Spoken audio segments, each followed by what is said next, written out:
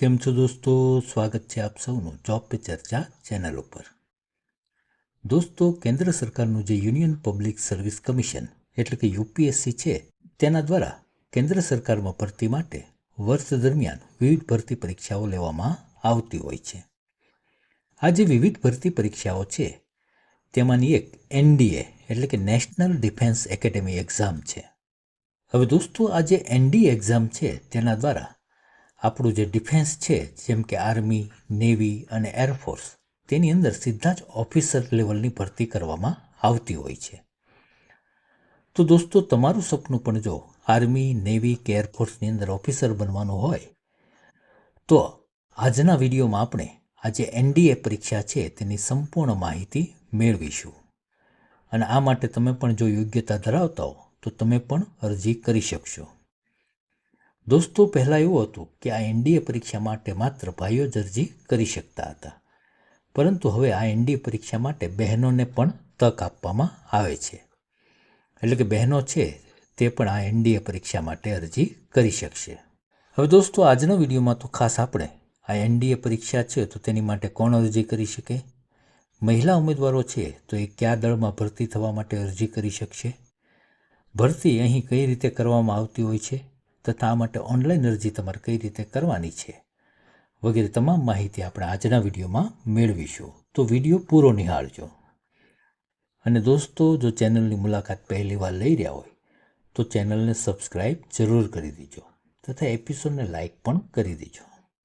હવે દોસ્તો, તમે જોઈ શકો છો કે યુપીએસસી દ્વારા જે national defence academy and naval academy examination 2024 માટે જે ઓફિશિયલ નોટિફિકેશન પ્રસિદ્ધ થયેલ છે, તેની માહિતી અહીં સ્ક્રીન ઉપર આપેલ છે.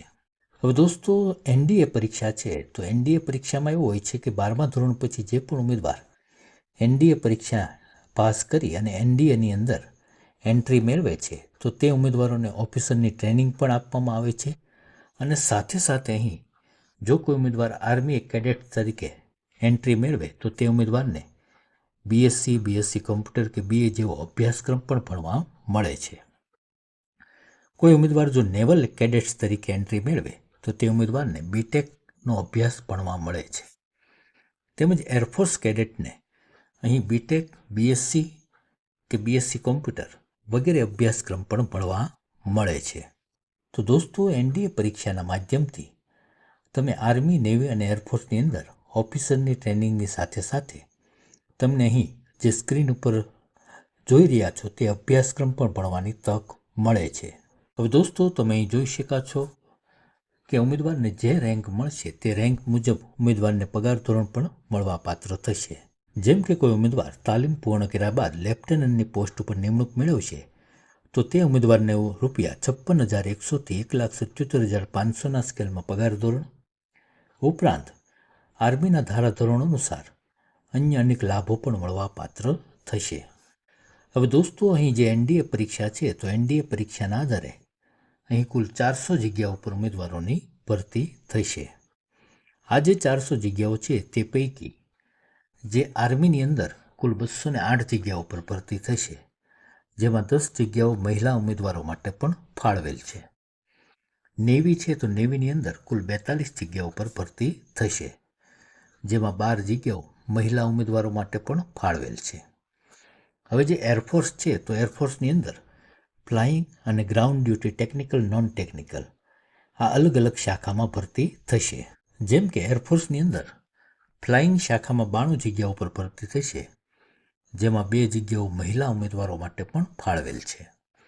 ગ્રાઉન્ડ ડ્યુટી ટેકનિકલ શાખામાં કુલ 18 જગ્યાઓ પર ભરતી થશે, જેમાં 2 જગ્યાઓ મહિલા ઉમેદવારો માટે પણ ફાળવેલ છે. તેમજ ગ્રાઉન્ડ ડ્યુટી નોન ટેકનિકલમાં કુલ 10 જગ્યાઓ પર ભરતી થશે, જેમાં પણ 2 જગ્યાઓ મહિલા ઉમેદવારો માટે પણ ફાળવવામાં આવેલ છે. આ સાથે એનડીએ દ્વારા નેવલ એકેડેમી 10+2 કેડેટ એન્ટ્રી સ્કીમમાં પણ કુલ 30 જગ્યાઓ પર ભરતી થશે, જેની અંદર પણ 9 જગ્યાઓ મહિલા ઉમેદવારો માટે પણ ફાળવેલ છે. તો આ રીતે ઓવરઓલ કુલ 400 જગ્યાઓ પર આ એનડીએ પરીક્ષાના આધારે ભરતી થશે. હવે દોસ્તો, એજ્યુકેશન ક્વોલિફિકેશનની વાત કરીએ તો અહીં આર્મી વિંગ માટે કોઈ પણ શાખામાં એટલે કે કોઈ પણ પ્રવાહમાં ધોરણ 12 પાસ કરેલ હોય તો તો તેવા ઉમેદવારો અહીં અરજી કરી શકે છે. પરંતુ એરફોર્સ, નેવલ વિંગ તેમજ 10+2 કેડેટ એન્ટ્રી સ્કીમ માટે અહીં ફિઝિક્સ, કેમિસ્ટ્રી અને મેથેમેટિક્સ વિષય સાથે જે ઉમેદવારોએ ધોરણ 12 પાસ કર્યું હોય તો તેવા ઉમેદવારો અરજી કરી શકે છે. એટલે કે PCM સાથે 12 સાયન્સ પાસ હોય તો તે ઉમેદવારો અહીં તમામ army, air force, navy, 10+2, naval wing આ બધા માટે અરજી કરી શકે છે. હવે અહીં ધોરણ 12ની પરીક્ષા આપી હોય અને પરિણામ બાકી હોય તો તેવા ઉમેદવારો પણ અરજી કરી શકે છે. હવે દોસ્તો આપણે એજ લિમિટની વાત કરીએ તો અહીં NDA પરીક્ષા માટે તારીખ 2 જુલાઈ 2005થી તારીખ 1 જુલાઈ 2008 વચ્ચે જન્મેલ ભાઈઓ અને બહેનો આ માટે અરજી કરી શકે છે. અહીં NDAની અંદર અનામત કક્ષાના ઉમેદવારોને પણ કોઈ પણ પ્રકારની છૂટછાટ આપવામાં આવતી નથી. એટલે કે રિઝર્વેશન કેટેગરીમાં આવતા હોય તેવા ઉમેદવારો પણ આ જ એજ ક્રાઇટેરિયાની અંદર આવી જવા જોઈએ. હવે દોસ્તો આપણે શારીરિક ધોરણની વાત કરીએ તો અહીં NDAમાં શારીરિક ધોરણમાં પુરુષ ઉમેદવારો માટે મિનિમમ 157 સેન્ટીમીટર ઊંચાઈ હોવી જરૂરી છે. હવે જે એરફોર્સ એકેડેમી છે તો એરફોર્સની અંદર ભરતી થવા 163 સેન્ટીમીટર ઊંચાઈ મિનિમમ હોવી જરૂરી છે. હવે જે મહિલા ઉમેદવારો છે તો મહિલા ઉમેદવારો માટે લઘુત્તમ 152 સેન્ટીમીટર ઊંચાઈ હોવી જરૂરી છે.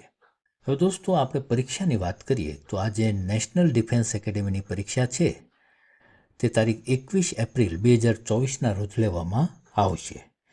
પરીક્ષા માટે ગુજરાતમાં અમદાવાદ અને રાજકોટ આ 2 કેન્દ્ર હશે. તમે બેમાંથી કોઈ પણ પરીક્ષા કેન્દ્રની ચોઈસ આપી શકશો. હવે આ બંને જે કેન્દ્રો છે ગુજરાતના એ ઉપરાંત પણ દેશભરમાં આ NDAની પરીક્ષા વિવિધ કેન્દ્રો ખાતે લેવામાં આવશે. હવે દોસ્તો આપણે આ જે પરીક્ષાની પદ્ધતિ છે તેની વાત કરીએ તો NDA પરીક્ષા છે તો NDA પરીક્ષાની અંદર મેથેમેટિક્સ એટલે કે ગણિતનું કુલ 300 માર્કનું પેપર હોય છે, જે માટે ઉમેદવારોને 2.5 કલાકનો સમય આપવામાં આવે છે. અહીં જનરલ એબિલિટી ટેસ્ટ તેનું પણ 600 માર્કનું પેપર હોય છે, જે માટે પણ ઉમેદવારને 2.5 કલાકનો સમય આપવામાં આવે છે. તો આ રીતે NDAની પરીક્ષા ટોટલ 900 માર્કની હોય છે તથા SSB ઇન્ટરવ્યૂ છે તે પણ ઉમેદવારોનું 900 માર્કનું લેવામાં આવે છે. હવે દોસ્તો આપણે એપ્લિકેશન પ્રોસેસની વાત કરીએ તો તમારે જો આ NDA પરીક્ષા માટે ઓનલાઈન અરજી કરવી હોય તો અહીં જે વેબસાઇટ આપેલ છે upsconline.nic.in આ વેબસાઇટ ઉપરથી તમારે ઓનલાઈન અરજી કરવાની રહે છે. આ જે લિંક છે તેની લિંક પણ હું નીચે ડિસ્ક્રિપ્શનમાં મૂકી દઈશ, ત્યાં ક્લિક કરીને પણ તમે માહિતી મેળવી શકશો. હવે દોસ્તો અરજી કરતા સમયે અહીં ઉમેદવારોએ ઓનલાઈન અરજી ફી પેટે ₹100 ફી પણ ભરવાની રહેશે. પરંતુ અહીં જે SC/ST કેટેગરીમાં આવતા ઉમેદવારો છે તેમજ તમામ મહિલા ઉમેદવારો છે તેમને કોઈ પણ પ્રકારની ફી ભરવાની રહેશે નહીં, માત્ર ઓનલાઈન અરજી જ કરવાની રહેશે. હવે દોસ્તો આ NDA પરીક્ષા માટે તમારે જો ઓનલાઈન અરજી કરવી હોય તો ઓનલાઈન અરજી તમે 9 જાન્યુઆરી 2024 પહેલાં તમારે કરવાની રહેશે. તો આ તારીખ છે તે ખાસ ધ્યાનમાં રાખજો અને આ તારીખ પહેલાં અરજી કરી દેજો.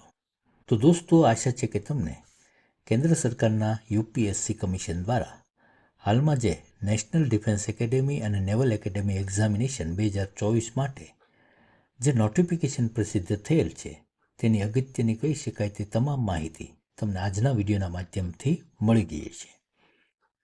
દોસ્તો ફરી પાછા આપની કારકિર્દી માટે ઉપયોગી આવી જ અગત્યની માહિતી સાથે મળીએ ત્યાં સુધી રજા આપશો. જય હિન્દ, વંદે માતરમ. હંમેશા ખુશ રહો, હંમેશા હેલ્ધી રહો એવી ઈશ્વરને પ્રાર્થના.